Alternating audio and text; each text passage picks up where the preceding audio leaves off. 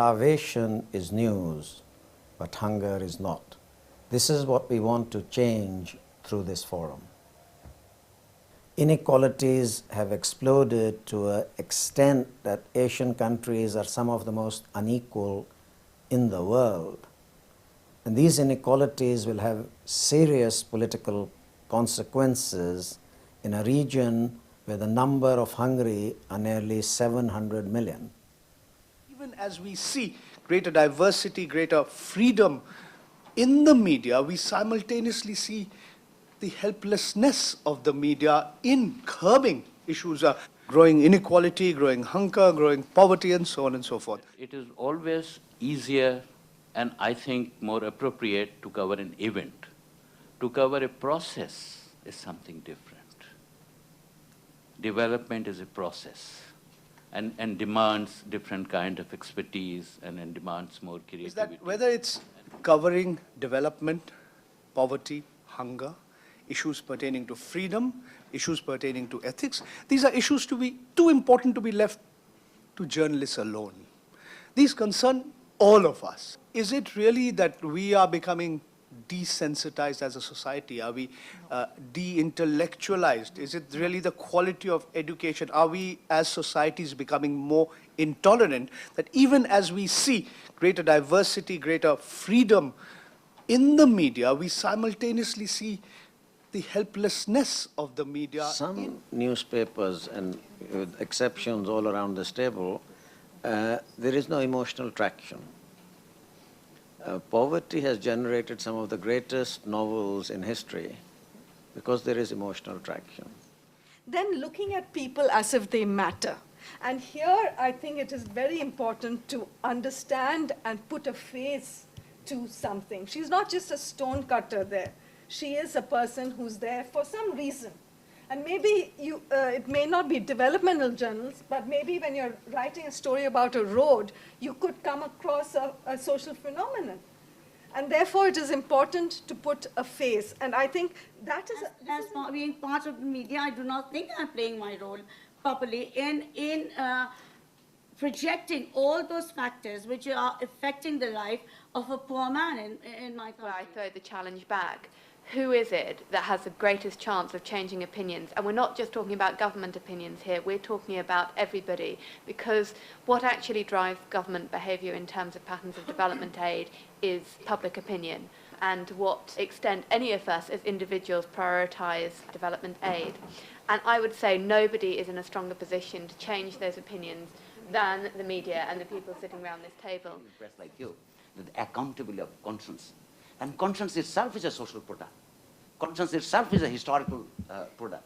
The thought process that we work in, the thought process that, etc., etc. The hope that we can change the world. But is this a prescribed role of the journalist to change the world? I would want to change the world, but not as a journalist, but as a social activist, perhaps. Yeah, but maybe. I mean, that's what I'm wondering. That's what I'm wondering. Influence the change. Looking at development in terms of numbers or statistics, I think development is about choices we make, choices about who gets what and relationships. It is about power. And I think that could be actually quite a good story. But we never ever present it like this. Where are the resources going? Where is the money going?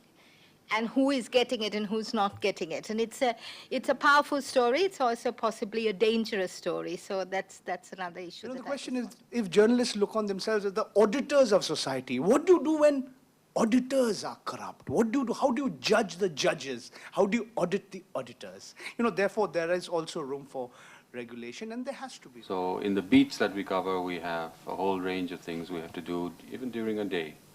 And reporters are overstretched with information. They're fed information. And for them to get a relevant news story out of it, on deadline, competing with other news items, is the reality of the news business. Reporters who will write with maybe the passion, like someone said, how do you get reporters in nowadays? How do you recruit staff who have a passion for journalism? It's tough. The first question I get is when people come, how much do I get from this job? For example, an esteemed proprietor of mine was interviewing a hapless reporter So he said if there is a power cut in Malabar Hill and 30 people have died in a Dharavi slum fire, which would you report? The hapless, well-meaning reporter said, Dharavi, of course. He said, well, there's no place for you in my newspaper. There are journalism schools that are taking in people fresh out of school and giving them the how-to of journalism, and they don't have a clue about what the real issues of, whether it's political science, whether it's economics, whether it's the social sciences. Process, because you know many of us are uneducated about how to read data, for instance, or understand WTO negotiations. And these are things not just for the city people, but even people in the rural areas. In fact, more so, people who are stringers and so on. You know, the ability to understand what is happening in the fields they see outside them and what is happening at the international level and make the right connections. I think that is a very, very important UNDP, for example, could really try to focus more on specific targets within various types of... In our countries where the balance of social justice is skewed, so on this side are the heavies, the big business, people with big voices, the men, politicians, and on this side are the light people, the women, children, people who have no voice, marginalized, whoever. So if you're neutral in a society like this, you're not being neutral. So I think media's role is to at least try, well, not do this, but at least try to redress the balance. And how do you do that? You do that by giving this side more coverage. You weight it on that side. And that's not called not being objective. That's not called having a bias. That's called having an agenda that you want to take your country forward.